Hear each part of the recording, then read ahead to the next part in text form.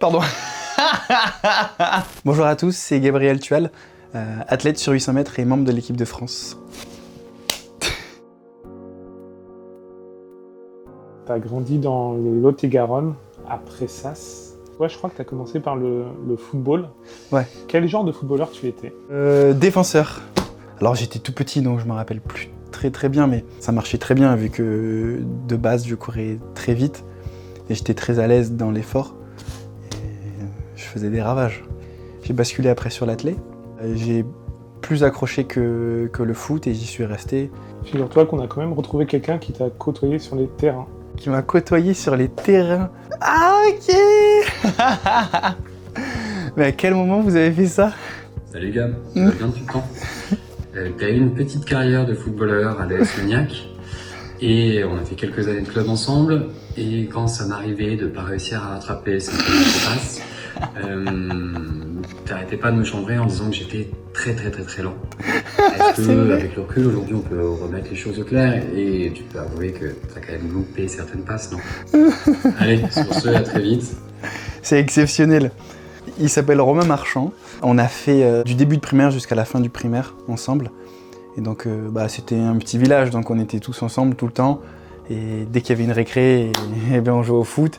Et on était 5 dans la même équipe tout le temps, et contre le reste, j'ai kiffé ces années et c'était trop bien. Ça ressemble à quoi l'enfance dans une ville comme Pressas? Je crois que c'est vraiment à la campagne. Tout le monde se connaît, on sort tous ensemble, les parents aussi se connaissent. Moi, j'allais à l'école à vélo, et puis dès qu'il y avait un anniversaire, en fait, c'était tout le monde qui était invité, et c'était la fête à chaque fois. À ce propos-là, on a 2 objets à te présenter là dans le petit sac à tes pieds.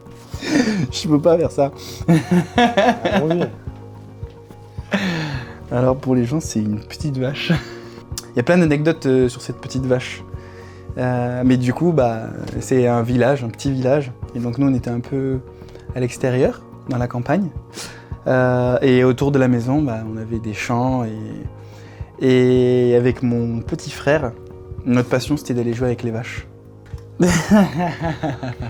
ouais. Donc, je pense qu'on peut dire que c'est une Renault. Et ça, c'est tout simplement mes parents qui sont taxis. Et donc, c'était leur petite voiture fétiche, je pense, une Renault Laguna ou un Renault Scénic. Dès qu'on montait dans une voiture, là, voilà, c'était ça.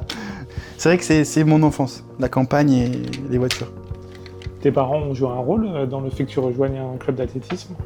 Oui. J'étais arrivé à un stade où j'avais trop mal aux chevilles. Et dès que j'allais à l'entraînement de foot, je repartais et je boitais, quoi. Peut-être que j'étais très généreux dans l'effort et donc forcément ça tirait un peu partout. Mais donc j'ai essayé l'athlé l'année d'après et c'est mon père qui m'y a inscrit, quoi. Ou en tout cas qui m'a incité et qui m'a poussé à faire de l'athlé. Est-ce que tu te souviens de ton premier cross? C'était assez folklorique parce que j'étais quelqu'un d'assez peureux, en tout cas très réservé. Et ce premier cross-là, j'ai eu la peur du coup de pistolet. Et donc je suis resté bloqué sur la ligne pendant quelques secondes. Et c'est mon père qui m'a dit « Allez, faut y aller là !» Et donc je me souviens très bien de ce premier cross et je fais deuxième. Puis après, la réalité m'a rattrapé en cadet et j'ai changé de discipline. Tu as vite progressé et tu as disputé les championnats de France en salle dès la catégorie cadet.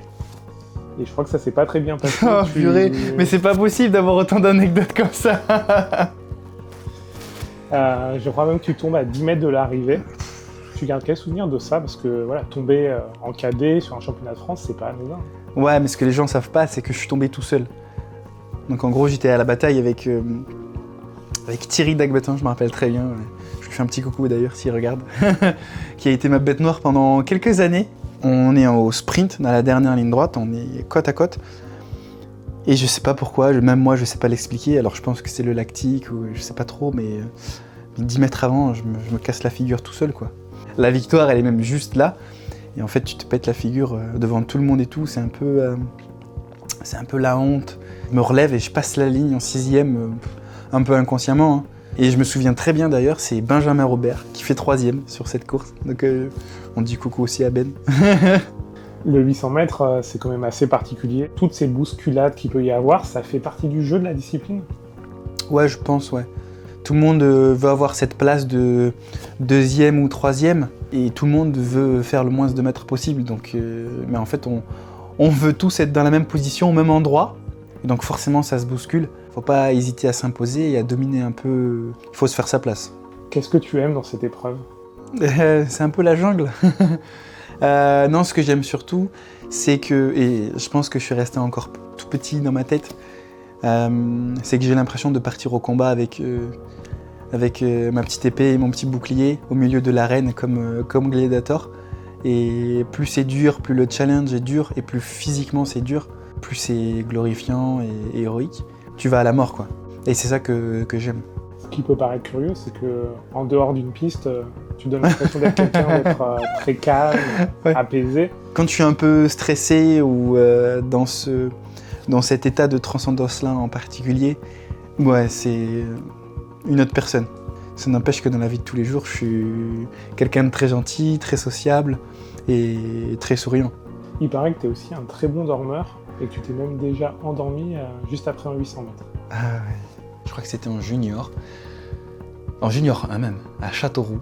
Je gagne ma série et Bernard m'avait demandé de faire une récup. C'est un truc classique de coureur de 8, hein, c'est faire une récup pour évacuer l'acide lactique. Et en fait, j'étais tellement mal que je me suis posé derrière les tapis de perche et j'ai tapé ma meilleure sieste, mais 40 minutes, je pense, quelque chose comme ça. Le jour d'après, je gagne au championnat de France.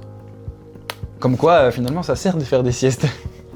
Le 800 mètres peut parfois être une discipline assez frustrante, dans le sens où on peut être en grande forme et ne pas pouvoir s'exprimer.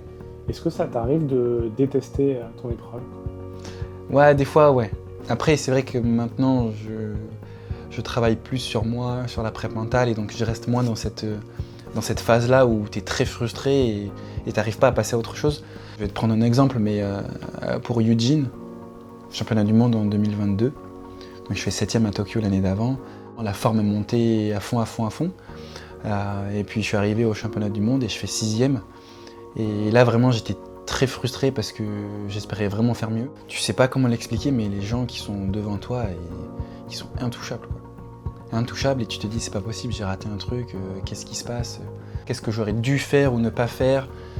J'aurais dû penser à quoi? J'ai pensé à quoi? Qu'est-ce qui est bien, pas bien? Pour vraiment que moi ça me serve et que je reproduise pas ces mêmes erreurs-là. Est-ce que tu as des activités qui te permettent de déconnecter de l'athlétisme? Ouais, mais je peux pas trop les faire maintenant.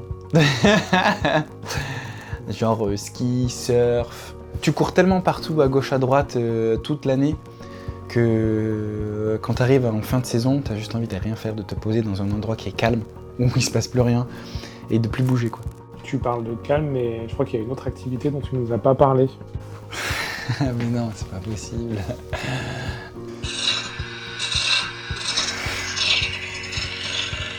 J'ose même pas la regarder.